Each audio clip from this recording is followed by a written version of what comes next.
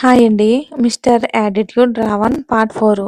మాధవ్ గారు, డింపుల్ గారు మిర్రర్‌లో నుండి వెనుక ఉన్న వాళ్ళని చూస్తున్నారు. వెనక సీట్‌లో అటు విండోకి ఆయు, ఇటు విండోకి ఊర్వి. ఆయు చురుగ్గా ఒక చూపు చూశాడు ఫ్రంట్ మిర్రర్ వైపు. మాధవ్ గారు, డింపుల్ గారు చూపు తిప్పుకున్నారు. ఊర్వి వైపు చూశాడు. డోర్‌కి ఆనుకుని కూర్చుంది. చాలా భయంగా కూర్చుని ఉంది. ఆయు ఊర్వి చెయ్యి పట్టుకుని ఇద్దరికీ ఏ మాత్రం గ్యాప్ లేకుండా ఆమెను తన దగ్గరికి లాగాడు. షాక్ కొట్టినట్టు బిగుసుకుపోయింది. చిన్నగా ఆమె చెయ్యిని తన చేతివేళ్ళ మధ్యలో బంధించాడు. అసలు ఊర్వికి ఏం జరుగుతుందో, అసలేమనాలో కూడా తెలియట్లేదు. తనకి వణుకుతుంది శరీరం. అది గమనించిన అతను ఆమె చేతి వేళ్ళను తన వేళ్ళ మధ్యలో బలంగా బంధించాడు. ఒకవైపు కంగారు, ఒకవైపు అతను అలా చేస్తున్నా కూడా ఈ కోపం ఎందుకు రావటం లేదు అనే సందేహం. మరోవైపు తెలియని తీయనేని అనుభూతి. ఇన్ని ఆలోచనల మధ్యలో ఏమనాలో తెలియక మౌనాన్ని ఆశ్రయించింది ఆమె. హోటల్ ముందు కారు ఆగింది. బయటికి చూసింది. మాధవ్ గారు దిగారు. ఊర్వి కూడా దిగుదాం అనుకునేసరికి ఆమె చెయ్యి వైపు చూసింది. ఆయు ఇంకా అలానే పట్టుకుని ఉన్నాడు తన చేతిని.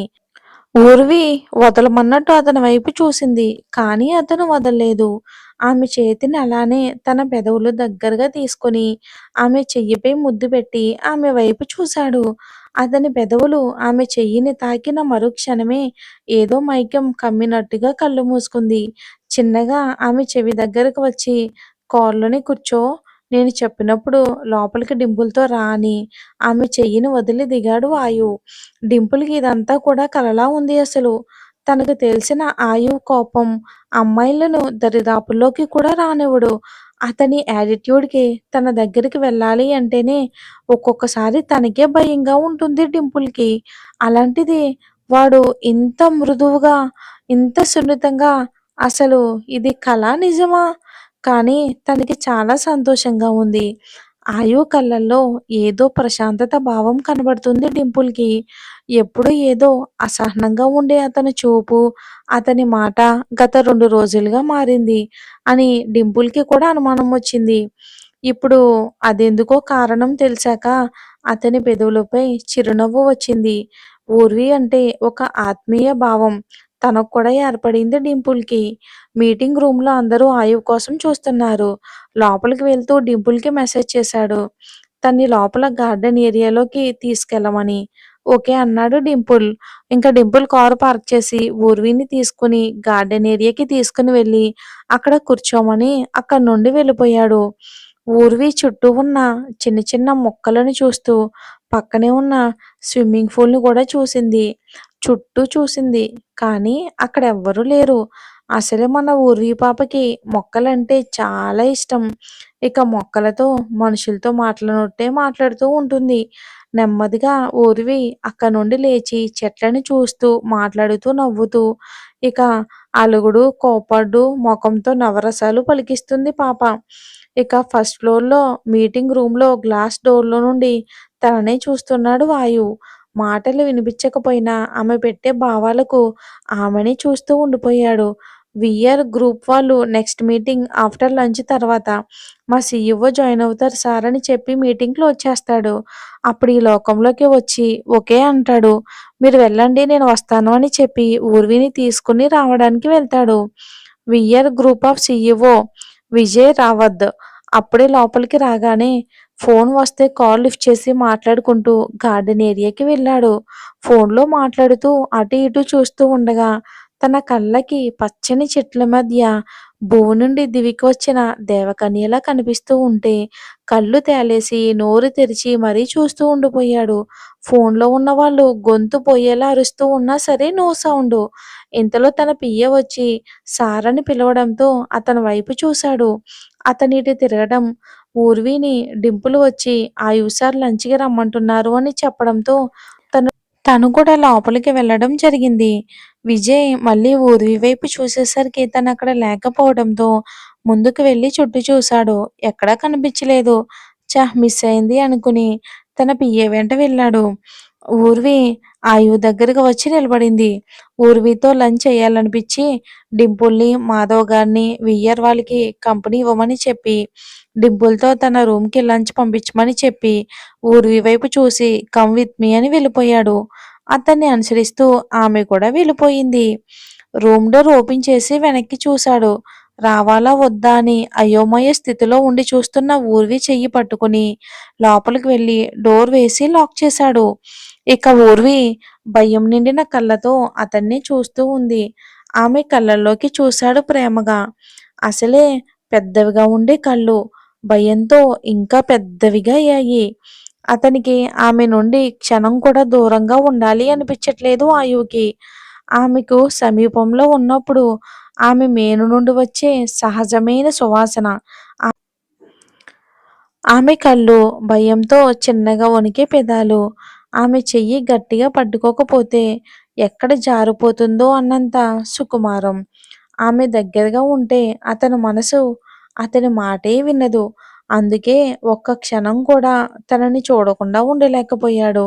ఆమెను తన వైపుకు తిప్పుకుని గట్టిగా హత్తుకున్నాడు ప్రేమగా. ఇక ఒక్క క్షణం ఊర్వికి ఏం జరుగుతుందో తెలిసే అంతలోనే అతని బాహువుల్లో గువ్వ పెట్టెలా ఒదిగిపోయింది ఊర్వి. ఊర్విపై చెయ్యి వేసి షోల్డర్ చుట్టూ ఇంకో చెయ్యిని వేచి తన గుండెల్లో జాగ్రత్తగా పెట్టుకున్నాడు. ఓ గాజు బొమ్మ మాదిరిగా. ఆమె తలపై తన తలని పెట్టి కళ్ళు మూసుకున్నాడు. ఫుడ్ వచ్చిన బెల్ సౌండ్‌కి ఇరువురూ దూరం జరిగి ఆయు డోర్ తీశాడు. ఫుడ్ లోపలికి తీసుకుని మళ్ళీ డోర్ పెట్టాడు. అతను ఆమెను వదిలిన మరుక్షణం అక్కడి నుండి ఆమె వాష్‌రూమ్‌కి వెళ్ళి చల్లటి నీళ్ళని మొహంపై చల్లుకుంది ఊర్వి. తన గుండె వేగాన్ని అదుపు చేసుకోవడానికి మళ్ళీ బయటికి వచ్చింది. ఆయు ఫుడ్ అంతా కూడా టేబుల్‌పై చాలా నీట్‌గా సర్దాడు. బయటికి వచ్చిన ఊర్విని చూసి కూర్చో అన్నట్లు కళ్ళతోనే చూశాడు. ఊర్వి వచ్చి ఆయువుకి కూడా ఎదురుగా కూర్చుంది. తనకు సర్వ్ చేస్తూ తను కూడా సర్వ్ చేసుకుంటున్నాడు. ఇక ఊర్వి ఇదంతా కూడా జరిగేదాన్ని విచిత్రంగా చూస్తూ ఉంది. లాభం లేదు, మాట్లాడాలి. అసలు మాట్లాడకపోతే ఇంకా ఏం చేస్తారో అని ధైర్యం తెచ్చుకుని, మీరు ఎందుకిలా చేస్తున్నారు? అని అడిగింది.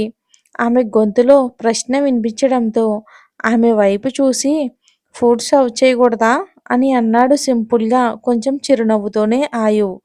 నేననేది ఫుడ్ గురించి కాదు. నన్ను తాకడం గురించి అని ఆగిపోయింది.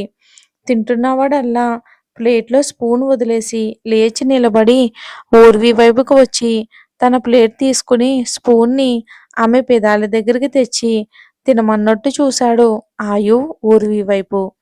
అతని కళ్ళల్లోకి చూస్తూ మారు మాట్లాడకుండా ఊర్వి కూడా తినేసింది. అతను పెడుతూ ఉంటే అతని కళ్ళల్లో ఉండే మాయకి మైమరిచి చూస్తూ ఉంది. అతను ఒకే ప్లేటు, ఒకే స్పూన్‌తో తిన్న విషయమే గమనించలేదు మన పాప. ప్లేటు టేబుల్ పైన పెట్టిన సౌండ్‌కి ఈ లోకంలోకి వచ్చింది ఊర్వి. అసలు ఏం జరుగుతుందో కూడా తనకు అర్థం కావట్లేదు. తర్వాత కాసేపటికి అర్థమయ్యింది పాపకి. కొంచెం కోపంతో నా ప్రశ్నకి సమాధానం చెప్పండి అని అడిగింది.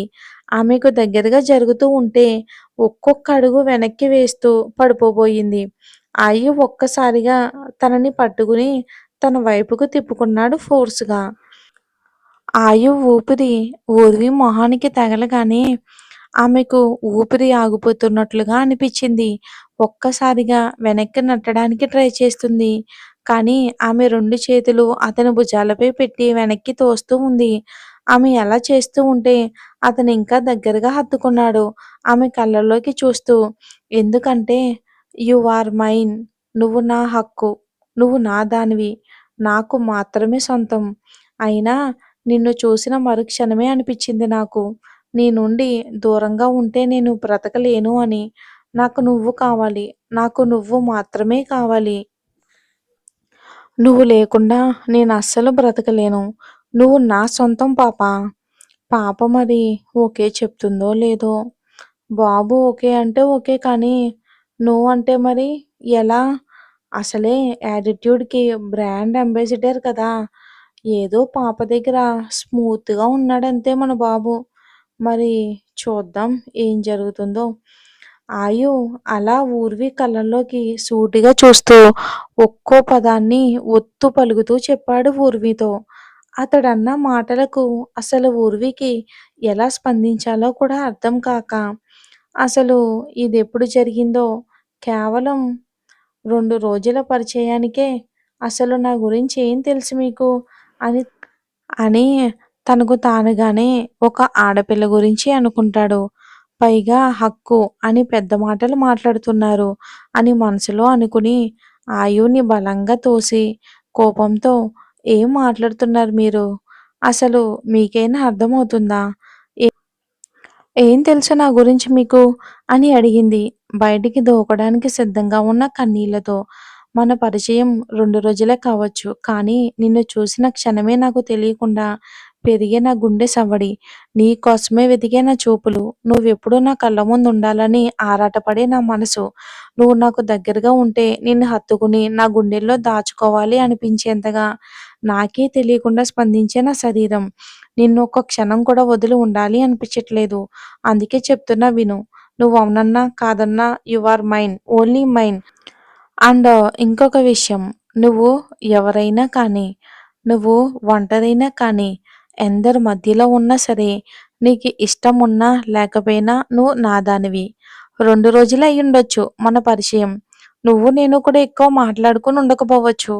కానీ నిన్ను చూసినప్పుడు కలిగిన ఈ ఫీలింగ్, నీ ప్రెజెన్స్‌లో ఉండే ప్రశాంతతకి ఒకవేళ నువ్వు ఏ పేరు పెట్టాలనుకున్నా సరే, దీనికి ఈ ప్రపంచంలో సరైన పేరంటే ప్రేమే కదా! యెస్. నేను నిన్ను ప్రేమిస్తున్నాను. I love you Urvi. I love you అని చెప్పి తనకి దగ్గరకి జరిగి చెంపలపై చేతులు వేసి మొహాన్ని దోసిట్లోకి తీసుకుని నుదుటిపై ప్రేమగా ముద్దు పెట్టుకుని ఆశ్చర్యం, భయం నిండి ఉన్న కళ్ళల్లోకి చూశాడు ఊర్వి వైపు ఆయువు. మరి అంతే కదండీ! ప్రేమ పుట్టడానికి ఒక్క క్షణం చాలంటారు కదా! అలా అన్నమాట. ఊర్వికి ఏం జరుగుతుందో అర్థం కాలేదు. అతను చెప్పిన మాటలు ఒక్కొక్కటిగా తన మెదడును చేరుతూ ఉంటే, ఏవో అస్పష్ట చిత్రాలు, మాటలు మెదడుని తొలుస్తూ ఉంటే, ఆయువుని దూరంగా నెట్టి రూమ్ నుండి వేగంగా గార్డెన్ ఏరియాలోకొచ్చి కూర్చుని కన్నీళ్లకు స్వేచ్ఛనిచ్చింది. కాసేపు ముభావంగా ఆకాశంలోకి చూస్తూ ఉండిపోయింది. ఆయువు కూడా తన్ని కదిలించాలి అనుకోలేదు. కానీ తన కన్నీళ్లు నడుమ మెలిపెడుతూ ఉన్నాయి తన మనసుని. ఆమెను అలానే కాసేపు వదలడం మంచిదని మీటింగ్‌కి వెళ్ళిపోయాడు. మీటింగ్ రూమ్‌లో ఆయువు కోసం VR group of CEO wait చేస్తూ ఉంటాడు. మొహంలో చాలా అసహనం, కోపం, బాధ అన్నీ కలిసిన మూడ్‌తో రూమ్‌లోకి ఎంటర్ అవుతాడు. విజయ్ తనను తను పరిచయం చేసుకొని, ఇంకా కాంప్లెక్స్ డిజైన్స్, ఇంకా బడ్జెట్ గురించి డిస్కస్ చేసుకున్నారు. విజయ్, ఆయువ్ ముభావంగా ఉండడం చూసి, "సార్ మాతో డీలింగ్ నచ్చలేదా?" "అదేం లేదు. Deal okay. Close the deal. Will you go" అని చెప్పి రూమ్ నుండి బయటికి వచ్చాడు. ఊర్వి కోసం వెళ్దామనుకుని అటువైపుగా అడుగులు వేశాడు.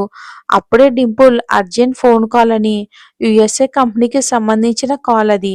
ఆయు ఫోన్‌లో మాట్లాడుతూ ఉన్నాడు. ఇంక విజయ్ డీల్ ఓకే అయినందుకు చాలా సంతోషంగా ఉన్నాడు. రూమ్ నుండి బయటికి వచ్చాడు. ఆయు కొంత దూరంలోని ఫోన్ మాట్లాడుతూ కనిపించాడు. అతనికి చిన్న స్మైలు వెళ్తున్నట్టుగా ఇచ్చి గార్డెన్ ఏరియాకు పరుగు తీశాడు. ఇందాక కనిపించిన అమ్మాయి కోసం. గార్డెన్‌లో ఒంటరిగా కూర్చుని ఉంది ఊర్వి. విజయ్ వచ్చి వెతుకుతూ ఉంటే చైర్‌లో కూర్చుని ఉంది. వావ్! అని అనకుండా ఉండలేకపోయాడు. తనకి దగ్గరగా వెళ్ళాడు. హలో అని పలకరించాడు. ఎవరో గొంతు అని వినిపించి అతని వైపు చూసింది లేచి. మై నేమ్ ఈజ్ విజయ్ అని తనని తను పరిచయం చేసుకున్నాడు. తననే చూస్తూ బాగా ఏడ్చింది అనడానికి గుర్తుగా కళ్ళు 2 కొంచెం ఎర్రగా ఉబ్బి ఉన్నాయి. ఎనీ ప్రాబ్లమ్ అని అడిగాడు. ఏమీ లేదు అన్నట్టుగా తల ఊపింది. మీరేం చేస్తుంటారు? ఎక్కడ ఉంటారు? అని ప్రశ్నల వర్షం కురిపించాడు. అతని వైపు చురుగ్గా చూసింది. అదే పనిగా అతని ఫోన్ మోగుతూ ఉంటే ఫోన్ తీసి చూశాడు. తను పిఏ చేస్తున్నాడు. జస్ట్ 1 మినిట్ ప్లీజ్ అని కాల్ లిఫ్ట్ చేసి కొంచెం దూరం వచ్చి ఊర్విని చూస్తూ ఫోన్ మాట్లాడుతున్నాడు. ఇక తను ఊర్వితో మాట్లాడడం మన బాస్ చూస్తే ఏమవుతుందో ఏంటో! డీల్ క్యాన్సిల్ చేసుకుంటాడంటారా? మరేం జరుగుతుంది అనేది వచ్చే ఎపిసోడ్‌లో చూద్దాం.